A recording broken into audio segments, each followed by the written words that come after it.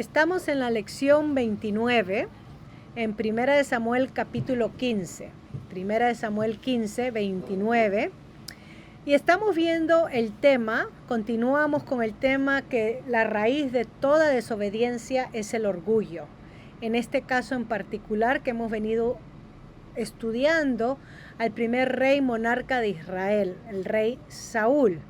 Y hemos visto en la lección pasada que la desobediencia de Saúl fue el obstáculo para el sacrificio, para el servicio que Dios lo quiso seguir usando, específicamente como su función en rey. Dios los descartó a Saúl, lo desechó, porque Saúl desechó a Dios primero, desobedeciéndole usurpando el lugar de un sacerdote.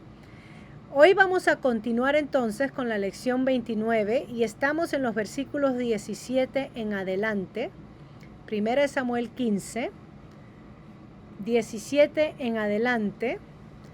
Y vamos a ver nuevamente, Dios es desechado como rey, pero la acusación que se hace contra el rey Saúl y su defensa débil que él provee.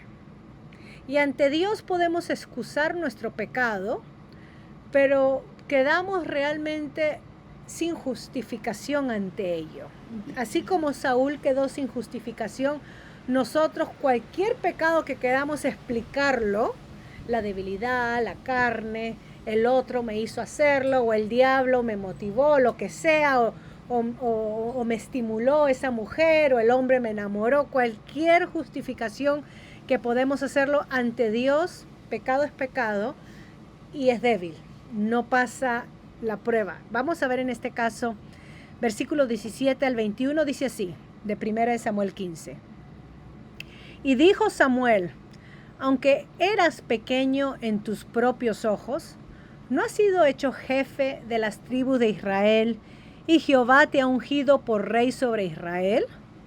Y Jehová te envió en misión y dijo, ve, destruye a los pecadores de Amalec y hazles guerra hasta que los acabes. ¿Por qué pues no has oído la voz de Jehová, sino que vuelto al botín has hecho lo malo ante los ojos de Jehová? Y Saúl respondió a Samuel, antes bien he obedecido la voz de Jehová, y fui a la misión que Jehová me envió, y he traído a Agag, rey de Amalec, y he destruido a los amalecitas. Mas el pueblo tomó del botín ovejas y vacas, las primicias del anatema, para ofrecer sacrificios a Jehová, tu Dios, en Gilgal. Entonces acá tenemos a Samuel iniciando con la pregunta, cuestionando a Saúl. Era evidente el pecado de Saúl, ¿no? Acá literalmente desobedeció en todo lo que Dios le había hecho. Y acá vemos entonces el orgullo de Saúl, porque Samuel destaca que él empezó bien, pequeño, ante sus propios ojos, humildes ante sus propios ojos. Y ahora que Dios lo había hecho jefe de las tribus de Israel, él se engrandeció en sus propios ojos. Saúl se había engrandecido en sus propios ojos y el engrandecerse ante sus propios ojos lo hace pequeño ante Dios. Es el resultado cuando nos engrandecemos ante nuestros propios ojos y ante los ojos de los demás. Cuanto más nos hinchamos, más nos disminuimos ante los ojos de Dios. Venimos a ser insignificantes. Esa es la ironía del orgullo. ¿Okay? Esa es la ironía que hace el orgullo espiritualmente ante Dios. Saúl insiste que es inocente. Dice, he obedecido. Miren ahí, he obedecido. En vez de él asumir responsabilidad y propia, sí, en verdad he pecado y no he obedecido, él al profeta lo contradice y le dice, no, yo he obedecido. Defensivo. Él estaba cegado porque no pudo admitir que había desobedecido a Dios. Y había traído al rey Agag, lo había dejado vivo, pero había destruido a los demás. Y ahí vemos la evidencia de su autoengaño. ¿Cómo es que puede él decir, he destruido a todos, cuando tenía al rey vivo y tenía el botín? El pueblo había tomado el botín. Así que no había una destrucción completa. Esa palabra anatema significa maldito y tenía que ser destruido completamente. Recuerden que esto era un escenario de guerra. Y hemos visto la razón por la cual el pueblo de los amalecitas tenía que ser destruido. No es que Dios era un Dios injusto, sin misericordia, sin piedad. Vimos la razón de esta destrucción después de tantos años de misericordia ante este pueblo. Este pueblo siguió siendo enemigo y cruel contra los israelitas hasta que la justicia de Dios llegó a un colmo y le dio la orden justa de destruir a este pueblo. Eso lo hemos visto. Ahora, Saúl no solamente se autoengaña diciendo que había destruido, pero él echa la culpa. Él todavía se siente inocente. Él dice, el pueblo tomó del botín. Y pobrecito él, ¿no? Él era incapaz de dar órdenes y de controlar a su pueblo. Cuando vimos en el capítulo anterior que por culpa de él el pueblo no comió, o sea, el pueblo vivía siguiendo las ordenanzas de su rey. Si el rey decía no coman, no comían. Y ahora el rey se lava las manos como Pilato y dice, yo no tuve nada que ver. El pueblo tomó del botín. Como que si él no tuviera autoridad, y ya vimos que él tenía bastante autoridad y poder sobre su pueblo. Lo que vemos acá es que el ejército de Israel siguió el ejemplo de su rey.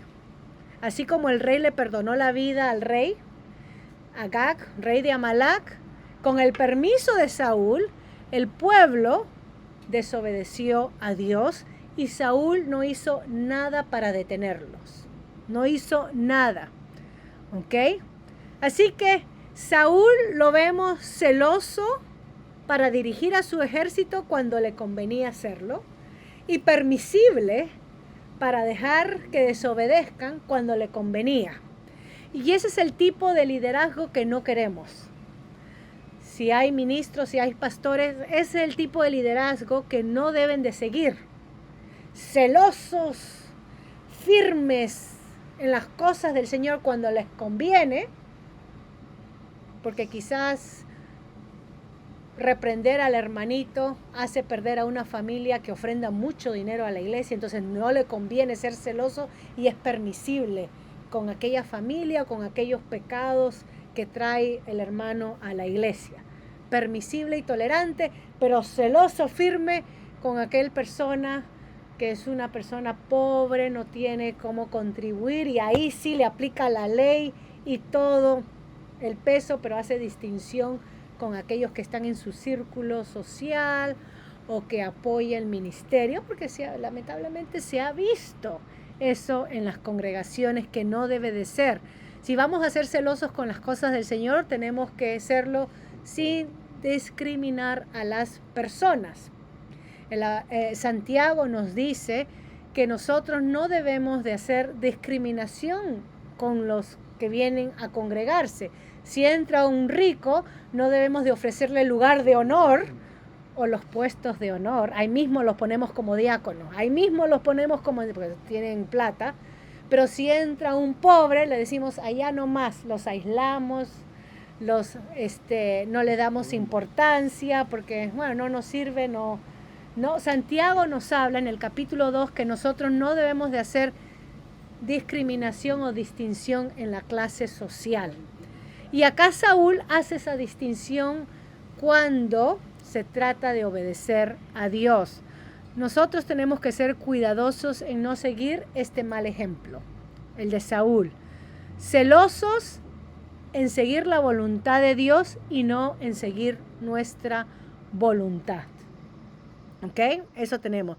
Versículo 22 al 23, Samuel profetiza el juicio de Dios contra el rey Saúl.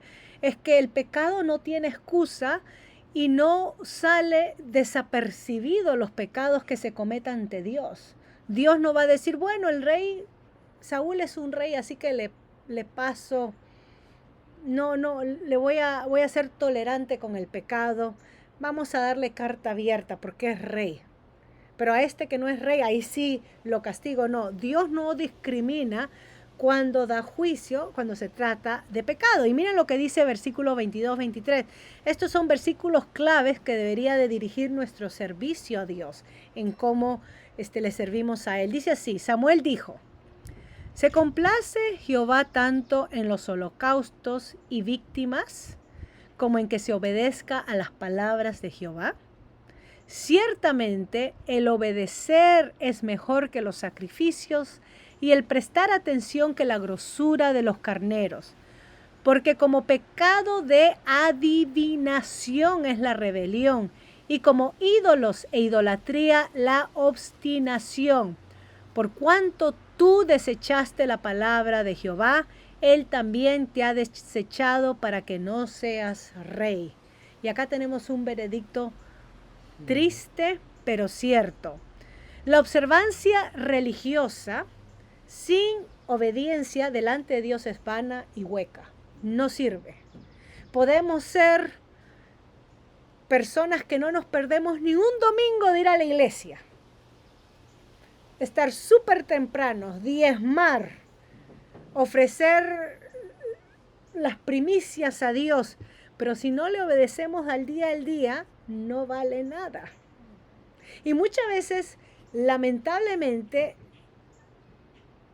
queremos decir, bueno, porque yo doy, o yo hago, o yo nunca me pierdo un domingo, o yo siempre estoy temprano, o yo siempre contribuyo a misiones, entonces Dios me debe dar una carta blanca para vivir como me da la gana.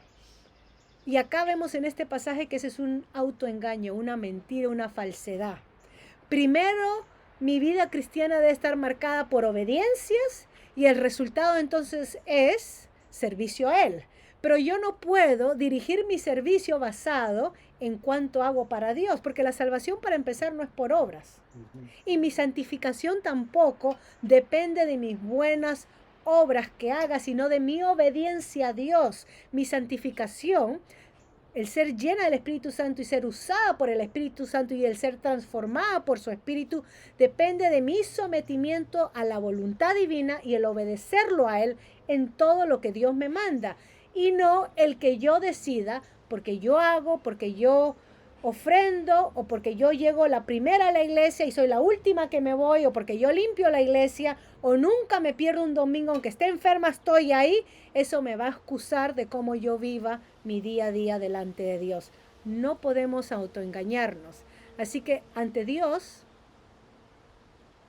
es hueco, es vano, si nuestra observancia religiosa no es respaldada por nuestra obediencia, o mejor dicho, primero viene la obediencia y de ahí debería de verse nosotros en el servicio, ¿no? El mejor sacrificio que podamos darle a Dios es un corazón arrepentido. Empezamos de ahí. Un corazón que se jacta, yo hago, yo doy, yo sirvo, no es un corazón arrepentido, es un corazón orgulloso. Eso es lo que hizo el rey Saúl. Yo he hecho todo lo que Dios me ha dicho. Y Samuel está diciendo, no. Un corazón arrepentido y nuestras vidas, nuestros cuerpos rendidos a su servicio en obediencia. De eso habló David en el Salmo 51, versículo 16 al 17. De eso habla Pablo en Romanos 12:1. Os ruego por las misericordias de Dios que os presentéis vuestros cuerpos en sacrificio vivo, santo y agradable a Dios, que es vuestro culto racional. O de esta manera debemos de agradar a Dios, presentarnos.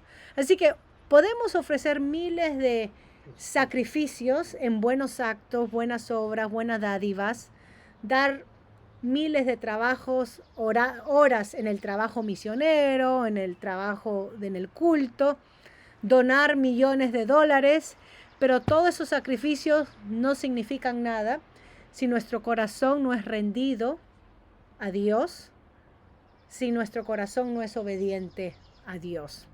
¿Ok? Dios quiere un corazón ofrecido a su voluntad, una vida que se rinde a su voluntad.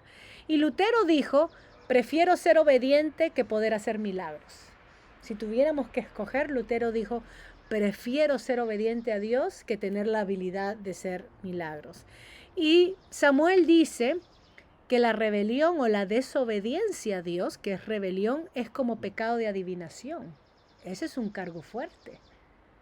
O sea que el que adivina, el brujo, ante Dios está puesto al mismo nivel que uno que dice ser creyente y es rebelde a Dios. ¿Ven que eso es drástico? Y dice, y como ídolos e idolatría, la obstinación.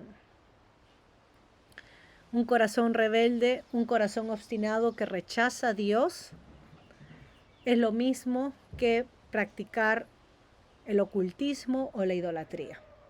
Así que no podemos darnos de religiosos y espirituales acusando a otros de idólatras o paganos cuando uno es rebelde ante Dios, porque Dios nos ve en el mismo plano. ¿Ok?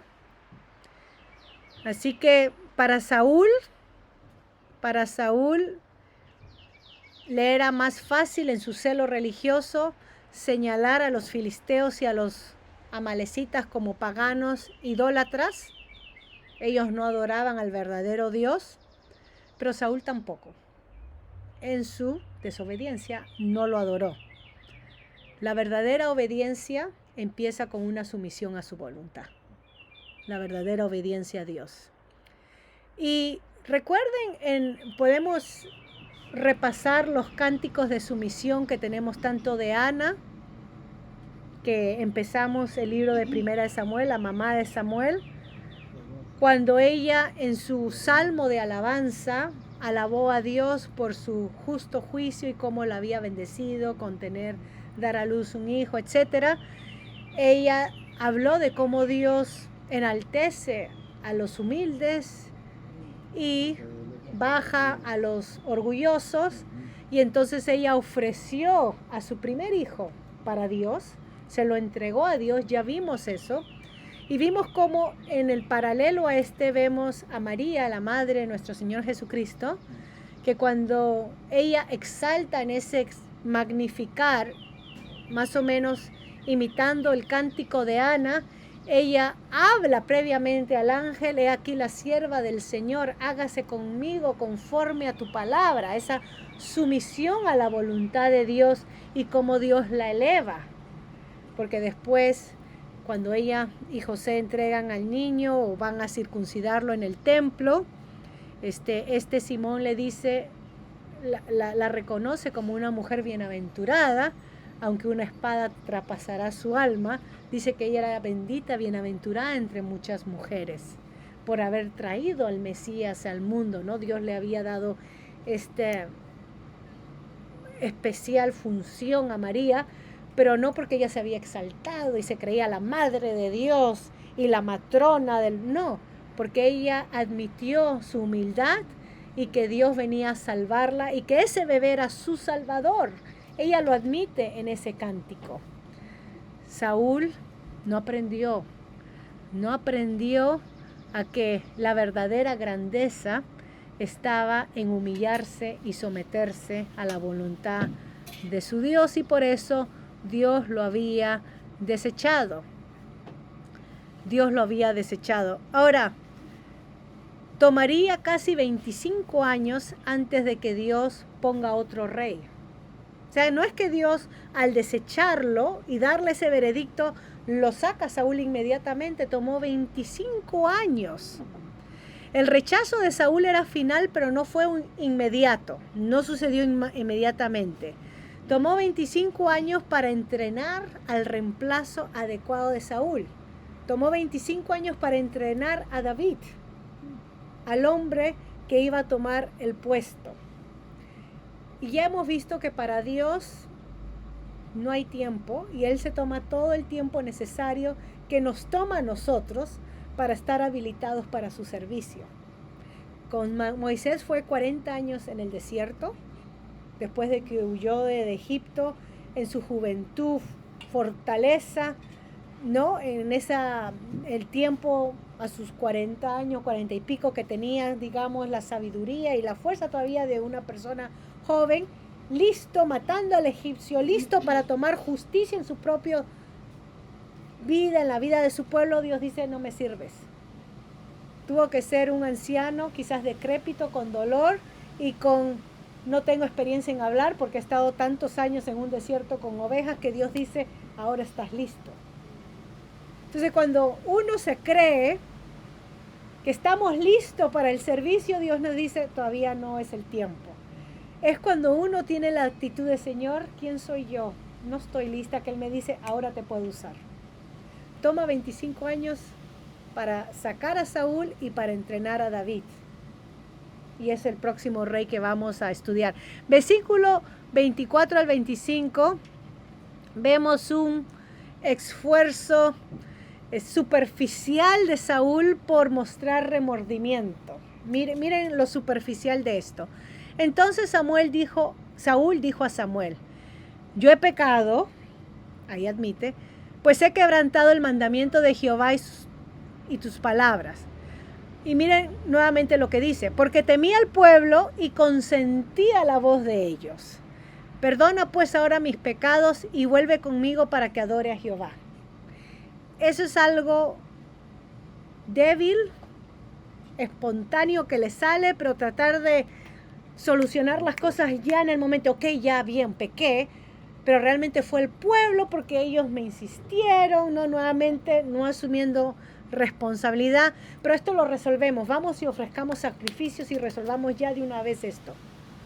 Esa es la actuación de un político, ¿no? Que todo se soluciona, todo tiene... Entonces, las palabras de Saúl empiezan con confesión, genuina puede ser, pero cambian conforme se va a explicar.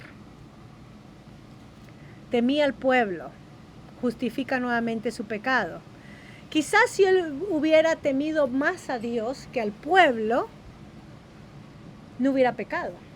Si él hubiera estado firme en sus convicciones y no temer la presión del pueblo y temer a Dios primero, y se hubiera puesto firme, no hubiera pecado.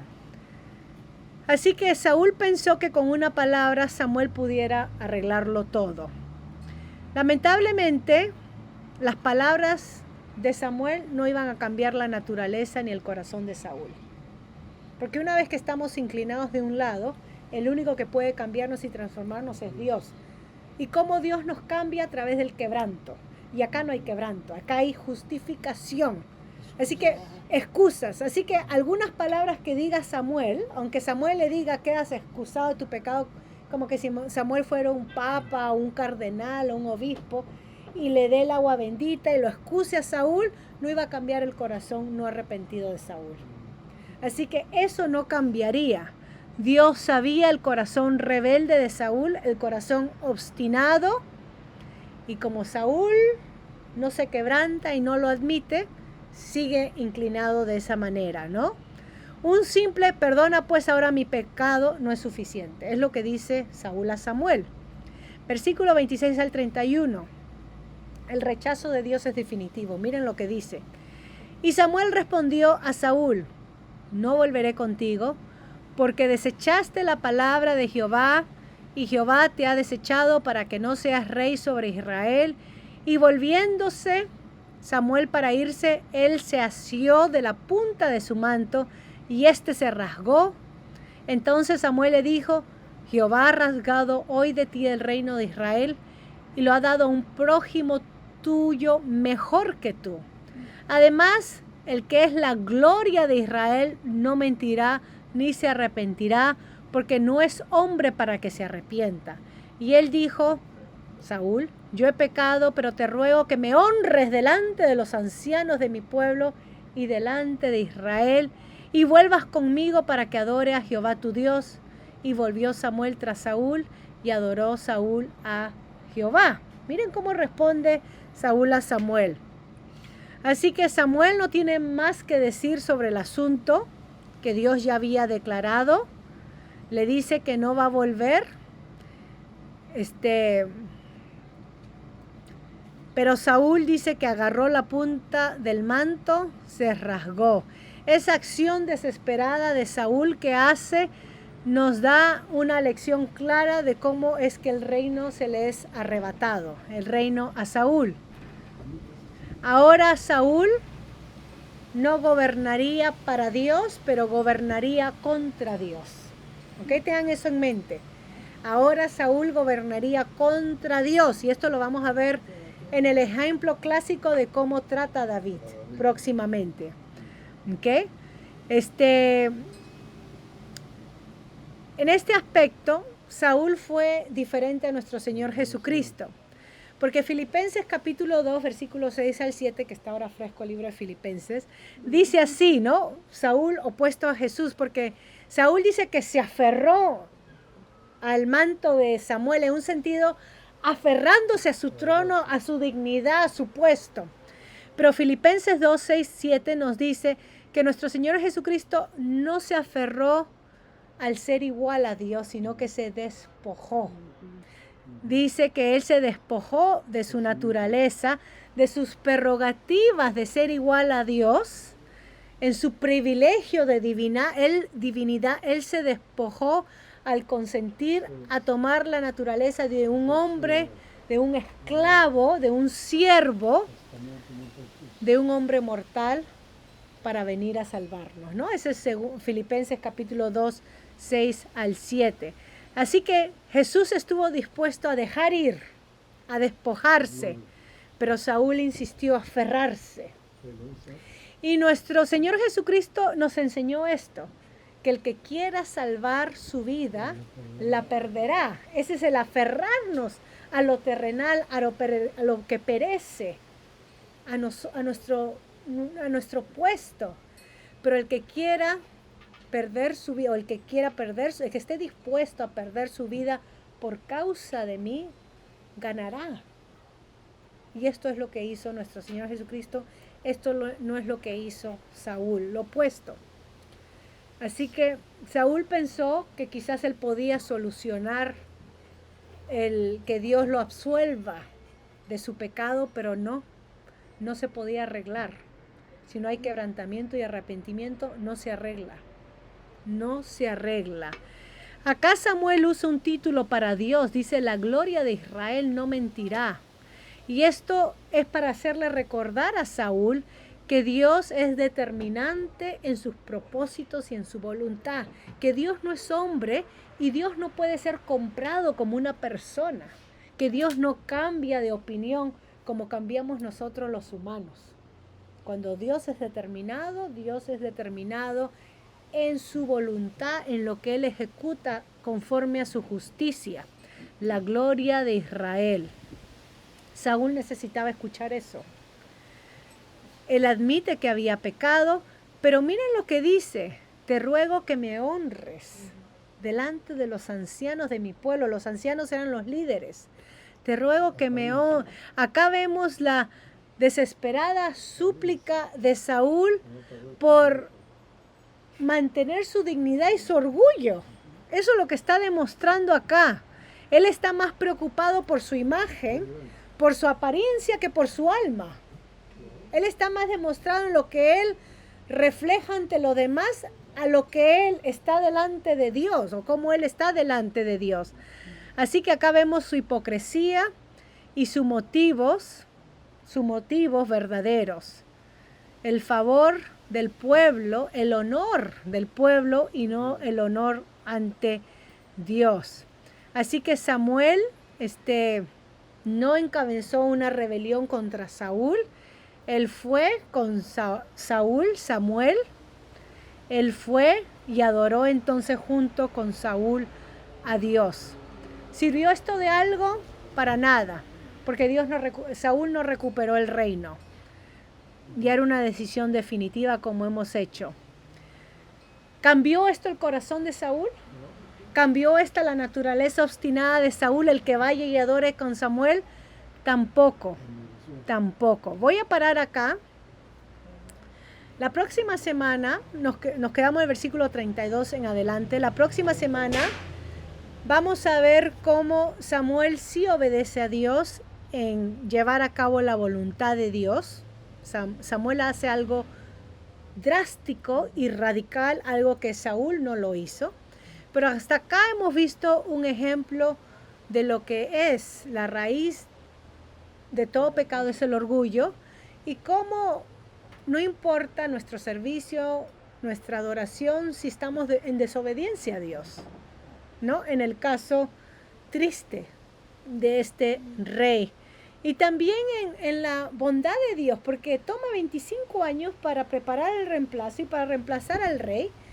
Y en estos 25 años podemos decir, cambió Saúl, aunque ya Dios los destronó, pero al menos el arrepentirse genuinamente y buscar la voluntad de Dios, quebrantarse delante de Dios, y vamos a ver que Saúl va de mal en peor, apartándose completamente delante de Dios, porque estaba más preocupado de su imagen, de su honra. Y eso nos enseña algo a nosotros. Si nosotros estamos más preocupados en lo que nosotros transmitimos a los demás que en lo que nosotros estamos sometidos a la voluntad de Dios, ¿cuál es nuestra preocupación, nuestra prioridad?